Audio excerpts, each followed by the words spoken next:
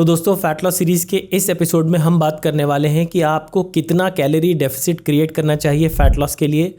आपका calorie deficit कितना ज़्यादा या कितना कम होना चाहिए। आप अपने खुद के लिए कैलोरी डेफिसिट कैसे कैलकुलेट कर सकते हैं। और इसके बाद हम बात करेंगे कि वो कॉमन मिस्टेक्स क्या है जो हम कैलोरी डेफिसिट क्रिएट करते वक्त करते हैं, जिसकी वजह से हमारा फ़ैट लॉस फेल हो जाता है। कैसे इन मिस्टेक्स को अवॉइड करना है और अपने फ़ैट लॉस फेज़ को सस्टेनेबल बनाना है। इसके बाद हम बात करेंगे कि आपका फ़ैट लॉस का रेट क्या होना चाहिए, आपका बॉडी वेट कितनी तेज़ी से नीचे गिरना चाहिए, मतलब रेट ऑफ फैट लॉस, एक हेल्दी रेट क्या है फ़ैट लॉस करने का। तो सबसे पहले बात करते हैं कि कैलोरी डेफिसिट क्रिएट करते वक्त वो कौन सी कॉमन मिस्टेक्स हैं जो हम करते हैं जिसकी वजह से हमारा फ़ैट लॉस अक्सर फेल हो जाता है। कैसे इन मिस्टेक्स को अवॉइड करना है अपने फ़ैट लॉस को सस्टेनेबल बनाने के लिए। उससे पहले अभी तक इस फैट लॉस सीरीज़ में जो हमने सीखा है उसका एक छोटा सा रिकैप।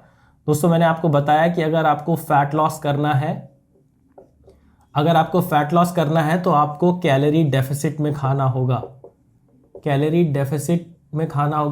डेफिसिट क्या है ये मैंने एनर्जी बैलेंस वाले एपिसोड में समझाया है कि एनर्जी बैलेंस क्या होता है, कैलोरी डेफिसिट क्यों क्रिएट करना है, कैसे क्रिएट करना है। तो एनर्जी बैलेंस समझना होगा आपको, मतलब आपको कैलोरी डेफिसिट में खाना होगा। कैलोरी डेफिसिट में खाने का मतलब है आपको आपकी मेंटेनेंस कैलोरीज जो हैं, मेंटेनेंस कैलोरीज से कम खाना होगा। मेंटेनेंस कैलोरीज से कम खाने पे आपका कैलोरी डेफिसिट क्रिएट होगा। तो इसलिए आपको ये जानना ज़रूरी है कि मेंटेनेंस कैलोरीज होता क्या है और कैसे इसको कैलकुलेट करते हैं। ये मैंने इस एपिसोड में एक्सप्लेन किया है। अगर आपको देखना है तो ये एपिसोड देख लो मेंटेनेंस कैलोरीज के बारे में। तो यहाँ तक की बात हो गई कि फैट लॉस के लिए आपको कैलोरी डेफिसिट में खाना होगा। कैलोरी डेफिसिट में खाने का मतलब है आपकी मेंटेनेंस कैलोरीज से कम खाना होगा। आज इस एपिसोड में बात करेंगे कि कितना कम खाना है। कैलोरी डेफिसिट क्रिएट करना है तो कितना बड़ा डेफिसिट होना चाहिए, हमको अपनी मेंटेनेंस कैलोरीज से कितना कम खाना है। यहीं पे बहुत सारे लोग मिस्टेक करते हैं कैलोरी डेफिसिट क्रिएट करने में, जिसकी वजह से उनका फैट लॉस फेज फेल हो जाता है। तो बात करते हैं कि आपको अपने मेंटेनेंस कैलोरीज से कितना कम खाना है। डेफिसिट क्रिएट करते वक्त जो पहली गलती हम करते हैं वो है एक्सेसिव डेफिसिट, या फिर जिसको हम एग्रेसिव कटिंग भी कहते हैं। बहुत सारे लोग डेफिसिट डाइट क्रिएट करते वक्त अपनी मेंटेनेंस कैलोरीज कैलकुलेट नहीं करते और रैंडमली एक एक्सट्रीमली लो कैलोरी डाइट शुरू कर देते हैं।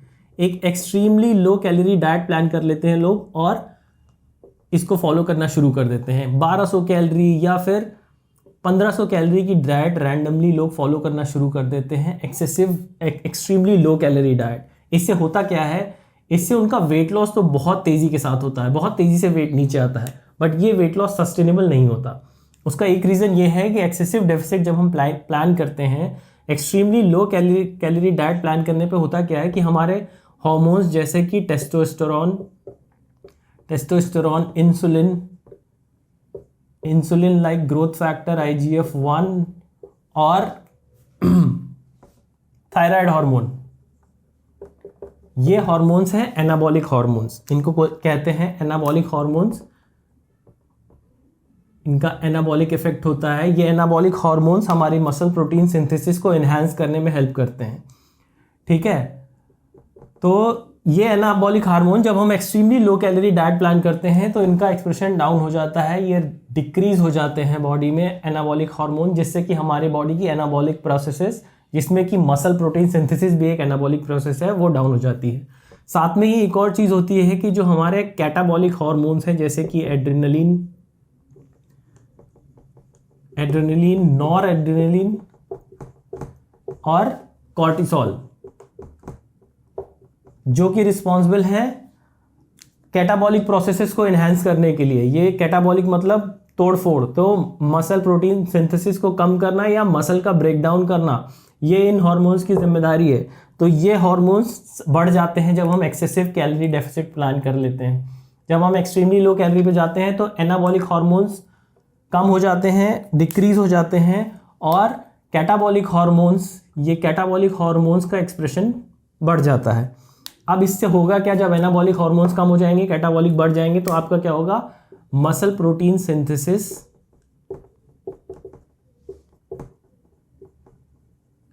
स्लो डाउन हो जाएगी। मसल प्रोटीन सिंथेसिस का स्लो डाउन होने का मतलब है कि आपकी मसल ग्रोथ कम हो जाएगी। तो मसल ग्रोथ कम हो जाएगी। तो देखिए, जब आप extremely low calorie diet follow करते हैं तो इस ऐसी कंडीशन में आपका फैट लॉस कम होता है, आपका वेट लॉस ज्यादा होता है, क्योंकि आपने फैट के साथ साथ आप मसल भी लूज करना शुरू कर देते हैं, आपकी मसल ग्रोथ स्लो डाउन हो जाती है। तो फैट लॉस के साथ साथ आपका मसल भी होगा, और जब मसल और फैट आप दोनों लूज करेंगे तो उसको हम कहते हैं वेट लॉस, क्योंकि इसमें मसल लॉस भी हो रहा है। एक सस्टेनेबल फैट लॉस के लिए हमको फैट लॉस को मैक्सिमाइज करना होता है, मसल लॉस को मिनिमाइज करना होता है, ताकि आपका वेट लॉस जो हो रहा है वो ज्यादा से ज्यादा फैट से आए। आपको फैट लॉस करना है, वेट लॉस को मिनिमाइज करना है। यहाँ पे मसल ग्रोथ स्लो डाउन हो जा रही है तो मसल लॉस भी हो रहा है। तो पहला रीजन ये है कि extremely low calorie diet recommended नहीं है, आपको extremely low calorie diet randomly follow नहीं करनी चाहिए। दूसरी बात, जब आप extremely low calorie diet follow करते हैं उसके साथ साथ कुछ इश्यूज और होते हैं। ज़्यादा लो कैलोरी होने की वजह से आपको हंगर और आपको क्रेविंग्स ये सब आपकी बढ़ जाएगी, आपको ज़्यादा हंगर फेस करना पड़ेगा, आपकी क्रेविंग्स बढ़ जाएंगी, मूड स्विंग्स होंगे, मूड स्विंग्स रहेंगे, मूड तो खराब ही रहेगा आपका, फिर मूड स्विंग्स होंगे, ठीक है। तो ये सब बढ़ जाएगा आपका जब आप extremely low calorie diet plan करेंगे। और अगर आप सिर्फ 1200-1500 कैलोरी की डाइट खा रहे हैं तो आपको न्यूट्रिशन कंप्लीट करना बहुत मुश्किल हो जाएगा, न्यूट्रिएंट्स की कमी हो जाएगी। देखिए, आपकी बॉडी को हेल्दी रहने के लिए, अगर आप फैट लॉस भी कर रहे हैं तो भी हेल्दी रहने के लिए न्यूट्रिशन की ज़रूरत होती है।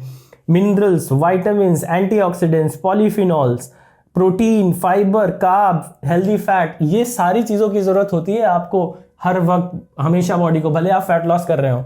तो जब न्यूट्रिएंट ही नहीं पूरे होंगे आपके तो आपकी हेल्थ डिक्लाइन होती चली जाएगी। तो जब एक्सट्रीमली लो कैलोरी डाइट में आपको क्या होगा, आपका मसल ग्रोथ स्लो डाउन हो जाएगा, आपको हंगर, क्रेविंग्स और न्यूट्रिशन की कमी हो जाएगी, ये सारे इश्यूज आएंगे। इन सब का जो क्यूमुलेटिव इफेक्ट है वो क्या होगा कि आप ये एक्सट्रीमली लो कैलोरी डाइट ज़्यादा दिन सस्टेन नहीं कर पाएंगे। आपने अगर 2 महीने 3 महीने बहुत मुश्किल से अपने आप को मार के बहुत मुश्किल से ये कर लिया तो आपका वेट लॉस तो बहुत तेज़ी से होगा। मान लीजिए कि आप 10-15 किलो लूज भी कर लेंगे, 10-15 केजी आपका वेट लॉस हो जाएगा, मगर ये सस्टेनेबल नहीं होगा, क्योंकि ये लाइफस्टाइल सस्टेन करना आसान नहीं है। इसका असर क्या होगा, जब ये आप सस्टेन नहीं कर पाएंगे तो जैसे ही ये आप लो कैलोरी डाइट बंद करेंगे आपका वापस क्या हो जाएगा, वेट रीगेन हो जाएगा।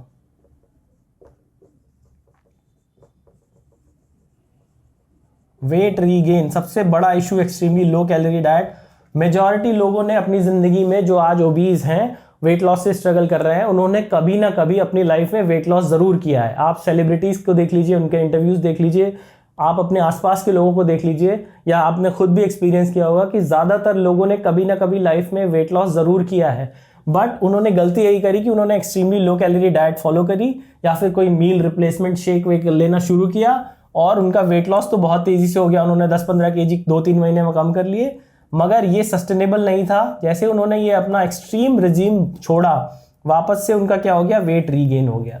तो वेट रीगेन को अवॉइड करना है तो पहली मिस्टेक जो आपको अवॉइड करनी है, आपको एक्सेसिव कटिंग या फिर एग्रेसिव कटिंग, एक्सेसिव डेफिसिट नहीं करना है। दूसरी मिस्टेक के बारे में बात करते हैं। दूसरी गलती जो हम करते हैं कैलोरी डेफिसिट क्रिएट करते वक्त, अक्सर आपने देखा होगा कि इंटरनेट पे एक जनरल एडवाइस दी जाती है कि अगर आपको कैलोरी डेफिसिट क्रिएट करना है तो बस 200 से 500 कैलोरी का डेफिसिट क्रिएट कर लो, मतलब अपनी मेंटेनेंस कैलोरी से 200 से 500 कैलोरी कम खाओ। ये एडवाइस एवरेज लोगों के लिए तो काम करती है, बट ये एडवाइस इंडिविजुअलाइज्ड नहीं है, मतलब ये हर इंडिविजुअल के लिए काम नहीं करती है। दिस इज नॉट इंडिविजुअलाइज्ड, ठीक है। तो एवरेज लोगों के लिए काम करता है कि आप 200 से 500 कैलोरी कम कर लो, आपका डेफिसिट क्रिएट हो जाएगा, बट ये सबके लिए नहीं है। क्यों ऐसा है? मान लीजिए अगर कोई है जिसका एनर्जी एक्सपेंडिचर बहुत ज़्यादा है, मान लीजिए उसका मेंटेनेंस कैलोरीज है 3000 कैलोरी, 3000 कैलोरी है, अगर आप इसमें से 200 कैलोरी माइनस कर देंगे, मान लीजिए इसके लिए आप 200 कैलोरी का डेफिसिट क्रिएट कर रहे हैं, तो अभी भी इसका 2800 कैलोरी का डाइट बनेगा। तो ये 2800 कैलोरी से इसका फैट लॉस कोई बहुत तेज़ी से नहीं होने वाला है, क्योंकि ये 200 कैलोरी तो ऊपर नीचे हो ही जाता है, तो इसका फैट लॉस फेज अच्छा नहीं आएगा। इसी तरह से मान लीजिए अगर किसी की डाइट है 1500 कैलोरी की, ऑलरेडी बहुत उसका कैलोरी एक्सपेंडिचर लो है, इसका मेंटेनेंस कैलोरीज है बस 1500 कैलोरी, और आप इसको बोले कि 500 कैलोरीज कम कर दो अपनी डाइट से, 500 कैलोरी अगर आपने इसको जनरल एडवाइस दे दिया कि कम कर दो, तो इसका कैलोरी जो डाइट बन के आएगा वो सिर्फ 1000 किलो कैलोरी का होगा। ये एक्सट्रीमली लो डाइट हो गया, तो ये डाइट सस्टेनेबल नहीं है। तो ये एवरेज लोगों के लिए काम करता है 200 से 500 कैलोरी। हर इंडिविजुअल के ऊपर ये फिट नहीं होता है। इसलिए आपको क्या करना है, अब मैं आपको बताता हूं कि आपको कितना डेफिसिट क्रिएट करना है आपके लिए। हर इंसान अपने लिए कैसे कैलकुलेट कर सकता है। तो आपका डेफिसिट, हमेशा याद रखिए कि आपका डेफिसिट रैंडम होने की बजाय ये परसेंटेज ऑफ मेंटेनेंस कैलोरी के टर्म में होना चाहिए।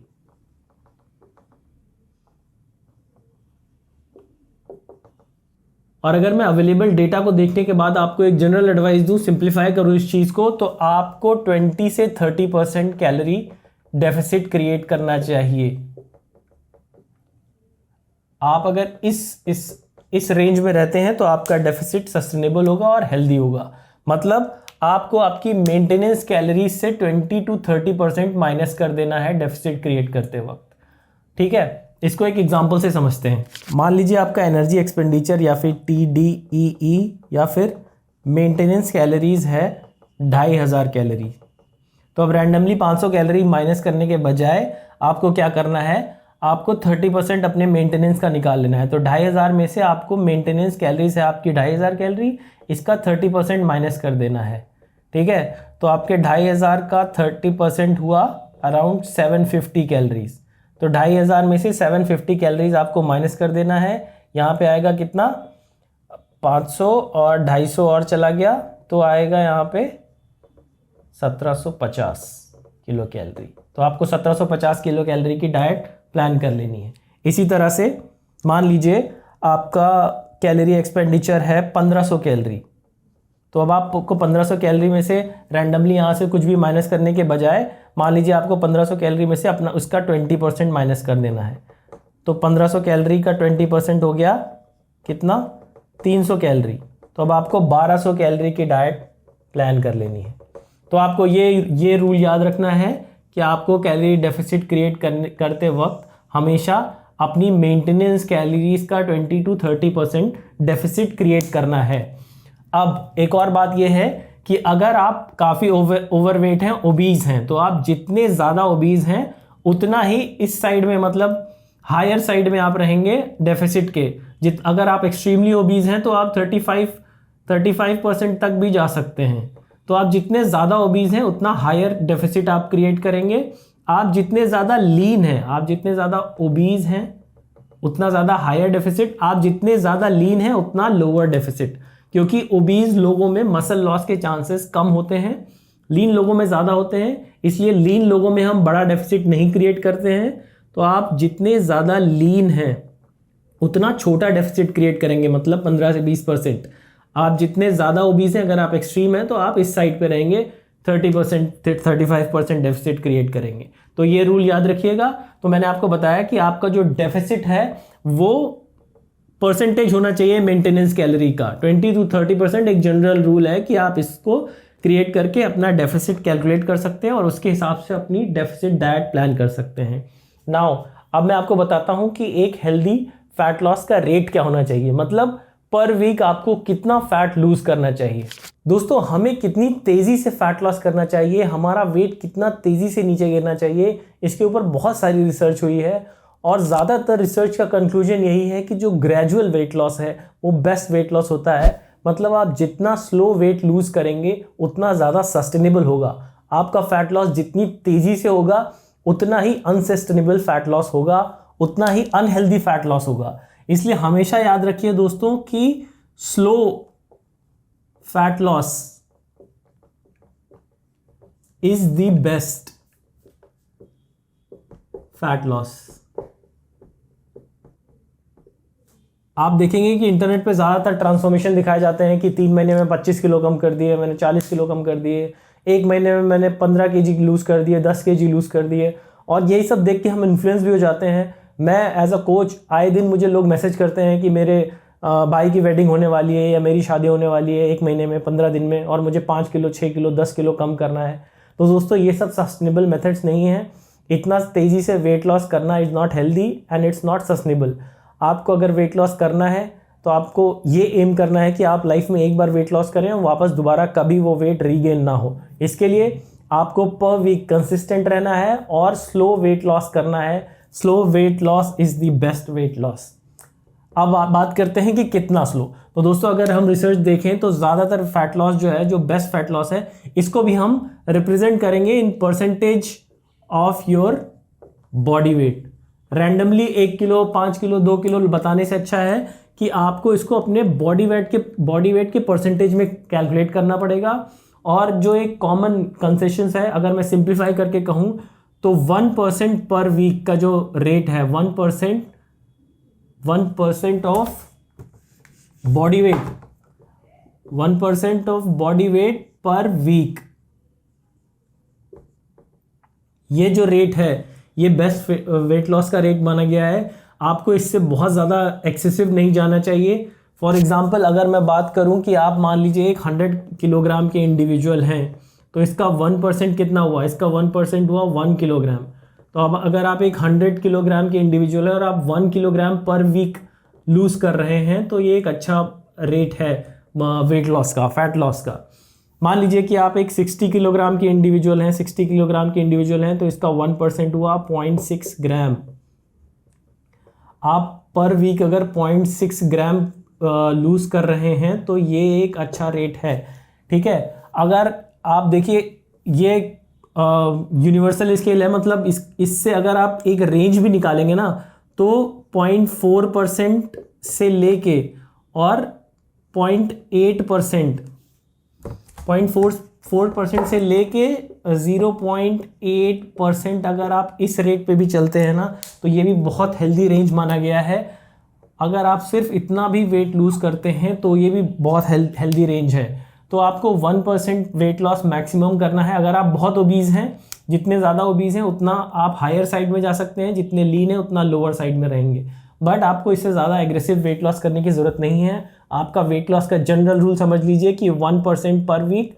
और एक रेंज की बात करें तो 0.4% से लेके 0.8% तक अगर आप वेट लॉस करते हैं पर वीक, तो ये बहुत हेल्दी वेट लॉस है और आपका वेट लॉस सस्टेनेबल होगा, हेल्दी होगा। तो इस एपिसोड को ज़्यादा लंबा ना करते हुए मैं एक बार समराइज कर देता हूँ कि आपको अगर आपका डेफिसिट कैलकुलेट करना है तो ये percentage of your maintenance calories के टर्म में होना चाहिए।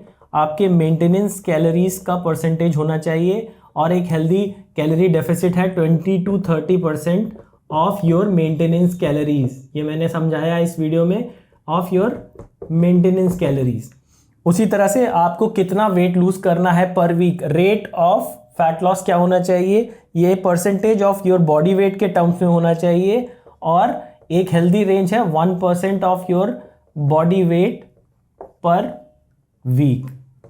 तो दोस्तों आई होप कि ये एपिसोड देखने के बाद कैलोरी डेफिसिट कितना क्रिएट करना है और कौन कौन सी कॉमन मिस्टेक्स हैं जो हम कैलोरी डेफिसिट क्रिएट करते वक्त करते हैं, उनको कैसे अवॉइड करना है, इसके बारे में आपको थोड़ी सी क्लैरिटी मिली होगी।